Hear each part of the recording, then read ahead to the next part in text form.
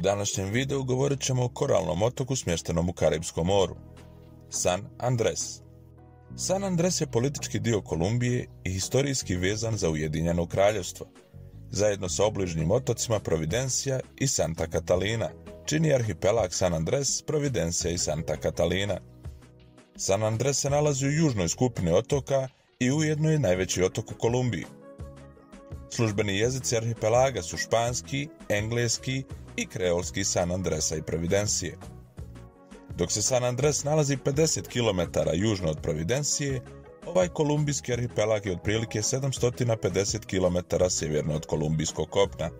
Ovaj arhipelag obuhvaća ukupnu površinu od 57 km2, uključujući vanjske uvale, grebene, atole i pješčane obale, a površina otoka iznosi 45 km2. 2000. godine je proglašen UNESCO-vim rezervatom biosfere pod nazivom Rezervat biosfere morskog cvijeća, koji ne uključuje samo otoke, već i oko 10% Karipskog mora, što iznosi golemo morsko područje od 300.000 km2. Svrha ove deklaracije je osigurati očuvanje ekosistema bogatog biološkom raznolikošću. Glavni grad arhipelaga, San Andres, koji je poznat i po nadimku El Centro, nalazi se na sjevernom dijelu otoka i on je glavno urbano središte otočja. Duž 30 km ceste koja kruži oko otoka nalaze se brojne slikovite plaže, koralni grebeni, uvale. Također treba istaći La Lomu, grad San Andres, baptističku crkvu, sikvarijum, veliki ribnjak La Laguna i slatkovodno jezero usred mangrove šume. Tu su plantaže kokosovih palmi, bujni pašnjaci i visoka autohtona stabla koja dosežu 20 metara.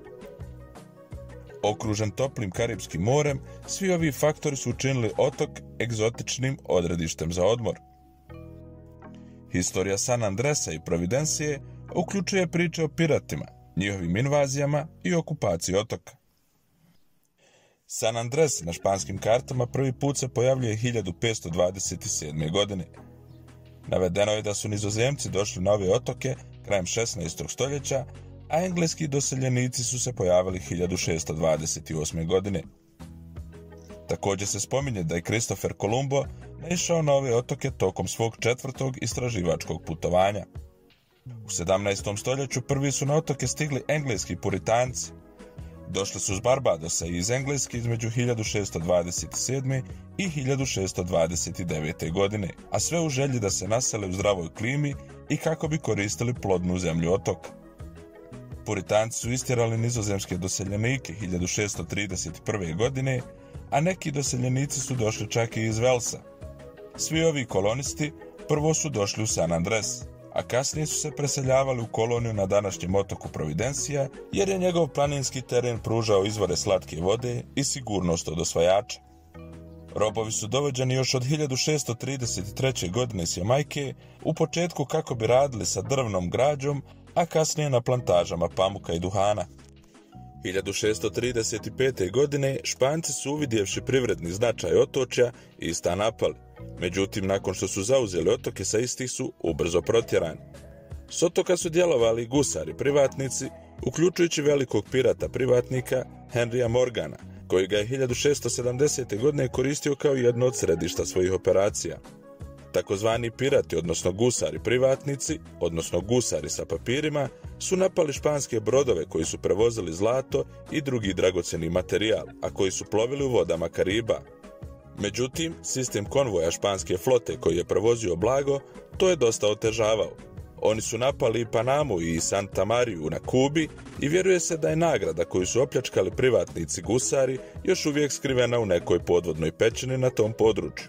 U 18. stoljeću, nakon neuspjele španske invazije, otoci su bili pod kontrolom Engleske sve do 1787. godine, kada su pristali vratiti kontrolu nad otokom Španiji.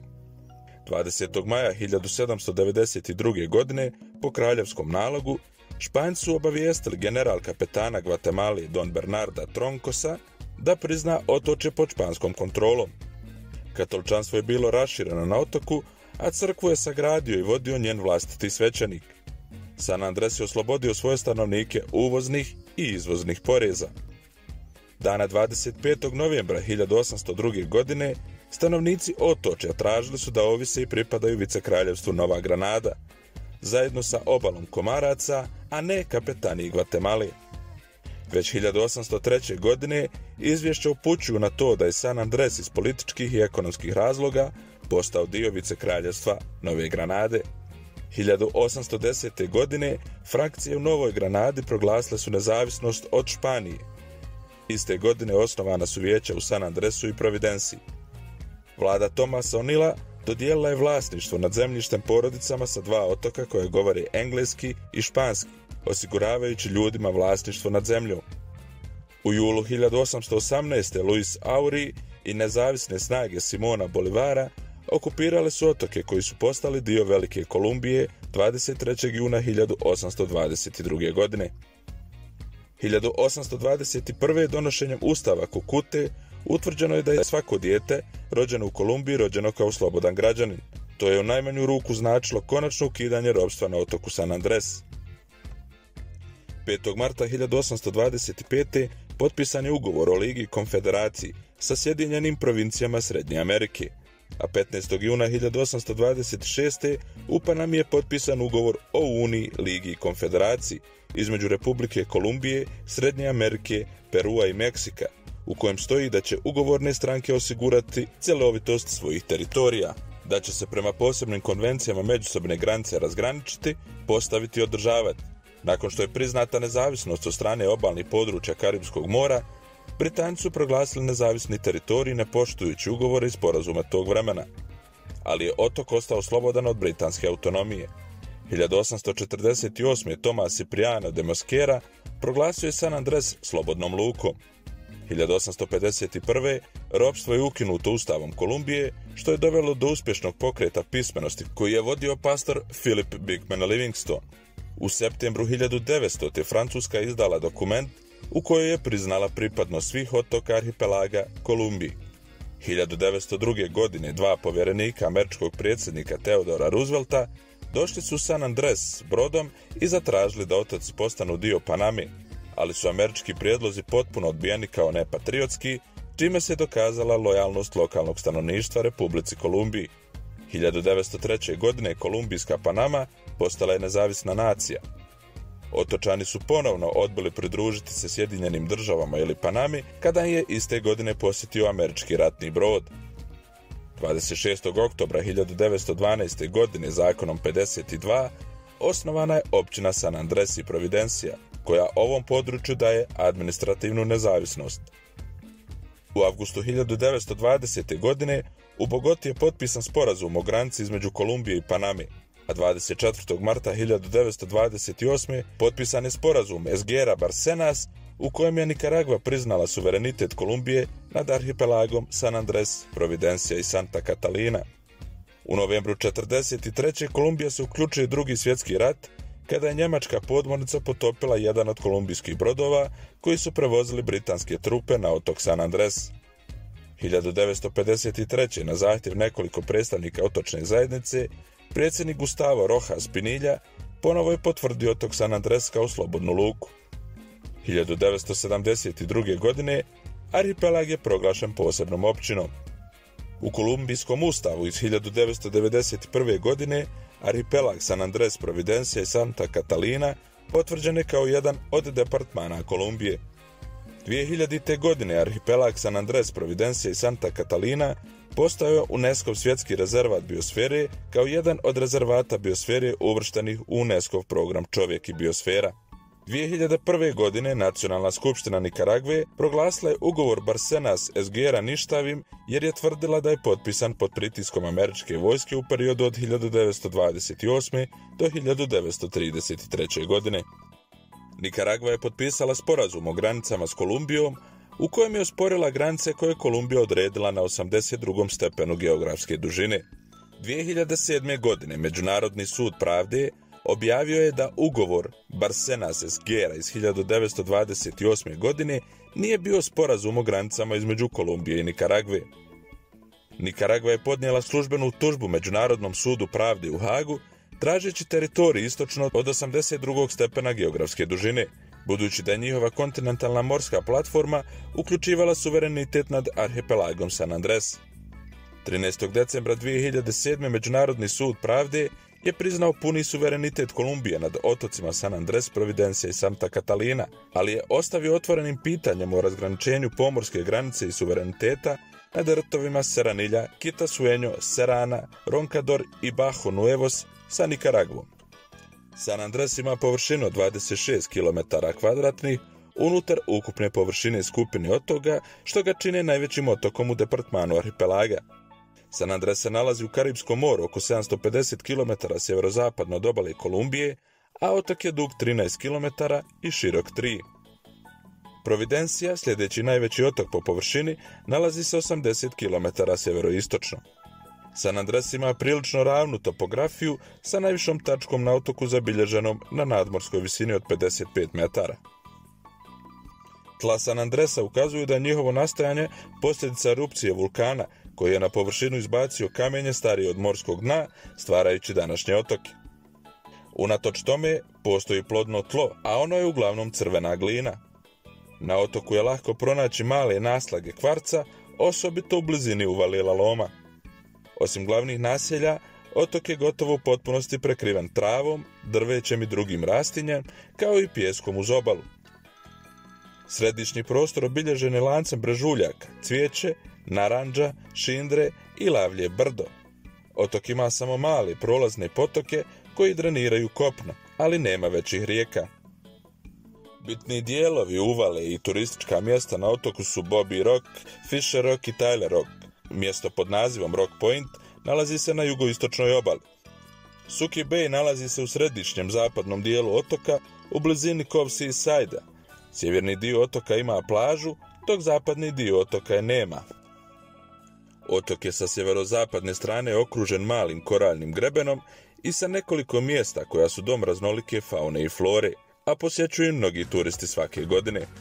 Za mali sprud u zaljevu San Andres kažu da je najposjećenije mjesto u arhipelagu.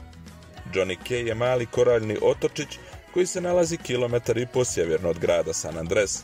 To je slikovito mjesto sa bijelim pješčanim plažama, okruženim plantažama kokosa. Ovdje more nije pogodno za kupanje zbog morskih struja, a od 2001. godine ovdje je stvoren i postoji park prirode. Haynes Cay je mjesto gdje pristaju brodovi za krstarenje. Ovdje se nalazi niz velikih farmi i koralja s raznim vrstama. Mjesto je također popularno za sportove na vodi, kao što je ronjenje. El Aquario, odnosno Aquarium Cay, nalazi se na istočnoj obali San Andresa, popularno je središte za ronjenje s maskom i disalicom, jer su vode na ovom području plitke i mirne. Otok ima tropsku monsunsku klimu, koja graniči sa tropskom vlažnom i suhom klimom. Prosječne temperature kreću se od 24 do 30 stepeni u dva razdoblja, sušno i kišno razdoblje. Kišna sezona je od maja do januara, kada je i vlaga ovdje vrlo visoka. Pasati sa sjevera počinju puhati krajem oktobra, a tokom novembra i decembra, pa sve do sredine januara, vjetar obično puše s istoka, kada na sjeveroistoku Kariba ima dosta oluja. Posljednja prijavljena populacija otoka je 75.000 stanovnika. 2007. godine bilo je 72.912, a 1973. godine na otoku je živjelo svega 20.000 stanovnika. Kontinuirani rast i priljev ljudi iz kopna Kolumbije znači da oni sada čine oko 2/3 stanovništva otoka. Domorodački otočani potomci su afričkih i evropskih doseljenika koji su prvi naselili otoke. Privreda otoka, koja je uvelike ovisila o ribljim resursima i oskudnoj poljoprivrednoj proizvodnji, doživjela je promjenu s otvaranjem zračnih linija iz Kolumbije, nakon čega je uslijedilo proglašenje otoka bescarinskom zonom 1954. godine. To je dovelo do velikog priljeva turista na otok, pored imigranata s kopna. Većina stranaca koji su emigrirali na otok bili su Libanci i koji do danas nastavljaju dominirati lokalnom ekonomijom. To je također rezultiralo time da je lokalna vlast 1990-ih uvela ograničenja kako bi kontrolirala priljev ljudi iz kopna, s namjerom da očuva lokalnu kulturu. U 3 godine od 2003. do 2006. broj turista u San Andresu povećan je za više od 10%. Broj turista se povećao sa 341.000 u 2003. godini na 377.000 u 2006. od kojih je 292.000 turista bio strani državljanin, a 84.000 turista iz drugih krajeva Kolumbije. U julu 2011. godine arhipelag je primio 23.000 turista više nego prethodne godine u istom razdoblju. Među najvažnijim turističkim atrakcijama otoka su North End, lokalno je poznat kao središte San Andresa, koji koncentrira hotelsku zonu, komercijalne, bankarske i druge državne usluge, muzej kuće otočana, Casa Museo iz Lenja, koju su domoroci stvorili kako bi upoznali posjetitelje s kulturom i običajima stanovnika, La Loma, grad gotovo u potpunosti naseljen starosjediocima s otoka i jedno od najboljih mjesta za iskazivanje divljenja prema tradicionalnoj otočnoj arhitekturi. Cayo Santander ili Cotton Cay se nalazi nasuprot mola i blizu obali zaljeva San Andres. Njegovo ime dolazi od engleskih doseljenika koji su tamo odlagali usjeve pamuka i kokosa. Klif ili penjon, vapnjanačka formacija koja okružuje zračnu luku, je stjenovita litica visoka oko 30 metara iznad zračne luke. Coco Plum Bay, plaža smještena u gradu St. Louis, neposredno ispred Cayo Rocosoa, zbog svoje male dubine s bijelim pijeskom ili plavo-zelenim morem, omiljeno je mjesto turista. La Piscinita, prirodna formacija koja je izgradila more u koraljnoj stijeni koja okružuje otok. Plaža Rocky Cay na sjevernoj strani otoka. Otok ima bogatu cvjetnu raznolikost u svojim ogromnim močvarama mangrova, a najveća šuma mangrova na otoku je regionalni park. Postoji 12 šuma mangrova u crvenoj, crnoj i bijeloj boji, bogati brojnim vrstama flore i faune koje revitaliziraju ekosistem. Tu su i kokosove palme, visoka stabla lokalnog drveća, zelena i bujna pastoralna zemljišta i poljoprivredna zemljišta. Vrsta ptica pod nazivom San Andres vireo, koja se također može naći na otocima Providencija i Santa Catalina, nastanjuje stanište mangrova i grmlja. Vodofaune koje se ovdje nalaze su kamenice, odnosno školjke i rakovi. Jedini divlji sisavac koji je zabilježen na San Andresu je jamajčanski voćni šišmiš. Stanovništvo je grupisano oko nekoliko stambenih naselja. San Andres, lokalno poznat kao El Centro, najveći je grad kao i najrazvijenije trgovačko i turističko središte otoka. Nalazi se na sjevernom kraju i glavni je grad departmana. Na ovom području nalazi se resorna uprava, trgovina, banke, hoteli i zračna luka. Manje selo La Loma naseljeno je autohtonim otočanima i nalazi se u središtu otoka. Svoju tradicionalnu slavu duguje baptističkoj crkvi koja je osnovana 1847. godine. Ova crkva je obnovljena borovim drvetom uvezenim iz Alabame. Baptistička crkva izgrađena je u središnju cestu za La Lomu koja je služila kao svjetionik za brodove. Naselje La Loma, smješteno na vrhu brda, pruža prekrasan pogled na more 7 boja, odnosno Karipsko more. Na istočnoj obali otoka nalazi se St. Louis, malo turističko mjesto. Značajan je kao turistički objekt i po impresivnoj plaži s bijelim pijeskom. Tradicionalne drvne kuće također se nalaze na obali plaža, prostiru se na oko 3 km. I ovdje, s obzirom na općenito mirnu morsku vodu, samo povremeno nemirnu, ronjenje s maskom i disalicom popularno kao sportska aktivnost. Nekada je to bila luka za izvoz kokosa. Glavni jezik je španski, međutim sve do 1970. godina engleski jezik, arhitektura i religija bili su uveliko dio otočke kulture s lokalnim stanovništvom koje je govorilo kreolski. Ova kultura je nazvana Raizal kultura afrokaripske etničke grupe. Sada je to više mješavina latinoameričke i englesko-karipske kulture koji se svjedoči na otoku. Ostale manjinske skupine koje žive na otoku su Kinezi i ljudi s Bliskog istoka. San Andres je također poznat po svojoj lokalnoj verziji muzike koja uključuje kalipso, soka, reggae i crkvenu muziku. Koncerti se održavaju svake godine u maju u starom Koloseumu za vrijeme takozvanog zelenog festivala. Ostale proslave događaji koji se održavaju na otoku su proslava Dana nezavisnosti 20. jula i festival Coconut Rain, Reinado del Coco, koji se održavaju u novembru. Otočani su većinom protestanti, a najbrojniji od njih su baptisti. Na otoku su prisutne i druge vjerske skupine, uključujući adventiste 7. dana, rimokatolike, muslimane i židove. Međunarodna zračna luka Gustavo Rojas Pinilla nudi usluge letova za Baranquillu, Bogotu, Cartagenu, Cali i Medellin, Međutim, morski put za posjet otoku je namijenjen samo brodovima za krstarenje, 3 do 4 dana putovanja. Na otoku nema putničkih usluga, iako neki teretni brodovi mogu da prevoze putnike. Otok također ima dobru mrežu asfaltiranih sporednih cesta koje povezuju glavnu kružnu cestu, koja je duga 30 km. Unutar otoka prometuje turistički vozić, improvizirani traktor s vagonima. Unutar otoka također su dostupne brodske usluge za obilazak raznih malih mjesta i drugih turističkih destinacija duž same obale. Ukoliko vam se svidio ovaj video, ostavite svoj komentar, lajkujte, šerujte i naravno pretplatite se na naš kanal. Vidimo se u sljedećem i lijep pozdrav!